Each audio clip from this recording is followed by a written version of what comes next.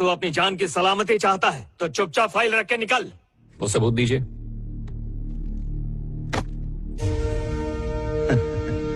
चलो let's go. देखा कैसे भीगी बिल्ली बन गया। ये तो चूहा निकला।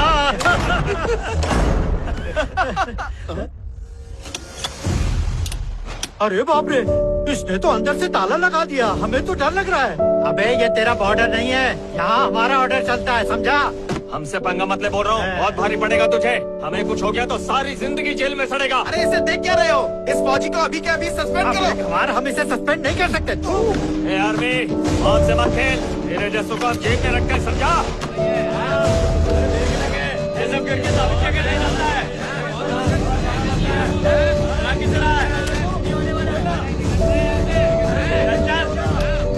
ये क्या तमाशा लगा रखा है? हम तुझसे बात कर रहे हैं और तू खिलौने से खेल रहा है। अबे कुछ बोलना।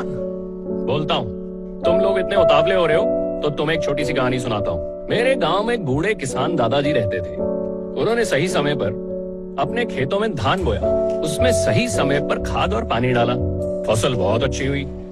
रात को एक गंदी नाली का चूहा आता था और फसल को कुतरता था। दादाजी क्रोधित हुए, बोले चूहे तू मेरी फसल बर्बाद करेगा, मैं तेरी बिल को आग लगा के तुम सबको भस्म कर दूंगा। ये सुन के चूहे की इज्जत को ठेस पहुंच गई। रातों रात उसने सब चूहों को इकट्ठा करके चूहा मीटिंग की। कहा अगर दादाजी इस बिल में आग लगाएंगे तो हम उस बिल में शिफ्ट हो जाएंगे, अपना पेट भरता रहेगा, बुड्ढा तिल तिल मरता रहेगा। दादाजी ओल्ड थे लेकिन दिमाग से गोल्ड थे।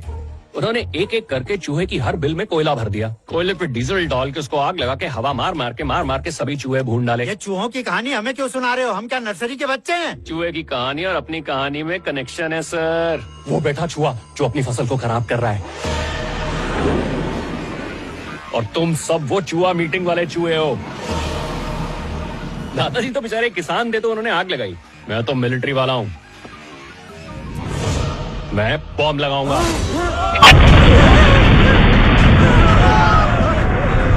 अरे डरो मत, ये टाइम बॉम्ब है। जब तुम लोगों का टाइम आएगा तभी ये फटेगा, और जब ये फटेगा तो खीर पूरी फटेगा। चुपचाप बैठ जाओ नहीं तो वायर खींच दूंगा।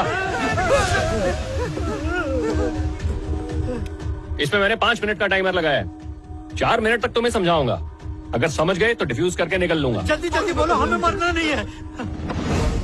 इस चूहे ने 5,000 करोड़ रुपए का घोटाला किया है। ये सोचकर मुझे नींद नहीं आती। मैंने गूगल सर्च किया इंडियन पॉलिटिकल स्कैम्स, तो पता चला हमारे भोले भाले समाज सेवक पॉलिटिशियंस ने पिछले 20 साल में कितना घपला किया? पूरे 20 लाख करोड़।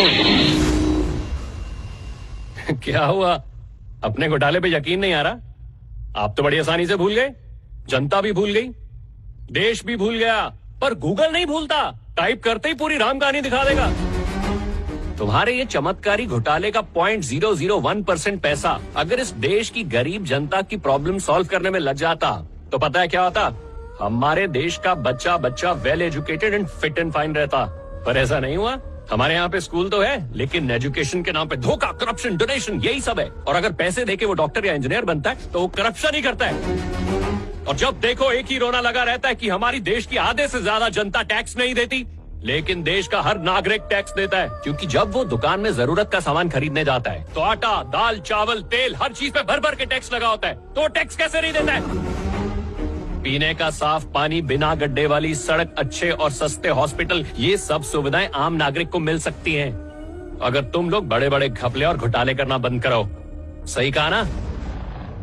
पहले तुम लोगों ने हवा उड़ा दी कि हर नागरिक के पास आधार कार्ड होना चाहिए, फिर उसे बैंक अकाउंट से लिंक करवा दिया जिससे पता चले कौन कितना कमा रहा है, कितना खर्च कर रहा है, कौन सा देश घूम रहा है। सारी काली कमाई वालों पे तुम कंट्रोल कर सको। एसी के कमरों में बैठ के हमारी मेहनत वाली कमाई पे काली नजर डाल रहे हो और फिर कहते हो फाइनेंशियल ट्रांसपेरेंसी। गरीब का माल अपनी जेब में डाल, देश के दीमक हो तुम। जनता जब टैक्स के रूप में दिए गए करोड़ों अरबों रुपए का हिसाब मांगती है तो कहते हो मुख्यमंत्री योजना लाए। मध्य तरगति महाभोगम अंटू योजना होती है सिर्फ खून चूसने की। आज तक फाइलों से बाहर योजना कभी नहीं आई। Oh my God. क्यों बे? तुम्हारा आधार कार्ड पैन कार्ड से लिंक नहीं होता? मैं तो कहता हूँ तुम सब मंत्रियों के अकाउंट खुलने चाहिए और उसे भी पैन कार्ड से लिंक करना चाहिए ताकि हम भी आराम से सोफे पे बैठे चाय पीते हुए तुम्हारी हर ट्रांजैक्शन पे कड़ी नजर रख पाए। लेकिन तुम लोग ऐसा होने नहीं दोगे। क्योंकि तुम हम जनता की हर चीज पे नजर रख सकते हो, लेकिन हम नहीं रख सकते क्योंकि खाना है ना। हमारा देश बाहर के दुश्मनों से लड़ सकता है, लेकिन अंदर के गद्दारों से लड़ने के लिए देश की जनता को जागना होगा और तुम लोगों से हिसाब मांगना होगा कि आखिर तुम लोगों ने उनके लिए किया क्या है। जिस दिन देश की जनता ने तुम लोगों से हिसाब मांगना शुरू कर दिया, तुम्हारे धंधे बंद हो जाएंगे, सड़क पे आ जाओगे, तुम जेल में सड़ोगे। मैं इस मुच्छड़ को लेने आया हूं। देश के गरीब लोगों का खून चूसा है इस दरिंदे ने, और किसी ने मुझे रोकने की कोशिश की तो मैं उस गद्दार की सांसें भी रोक दूंगा।